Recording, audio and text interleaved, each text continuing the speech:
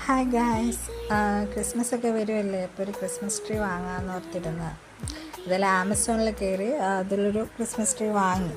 അതിൽ നല്ലൊരു 75% ഓഫിലാണ് വാങ്ങിയത്. അപ്പം നമുക്കൊരു ഡൗട്ടായിരുന്നു, ഇതുപോലത്തെ ഐറ്റംസ് ഒന്നും വാങ്ങിയിട്ടില്ല. ഇപ്പോൾ ക്രിസ്മസ് ട്രീ ഫസ്റ്റ് ടൈമാണ് വാങ്ങുന്നത്, വീട്ടിലും ഫസ്റ്റ് ടൈം വെക്കുന്നത്, അത് വേറെ കാര്യം.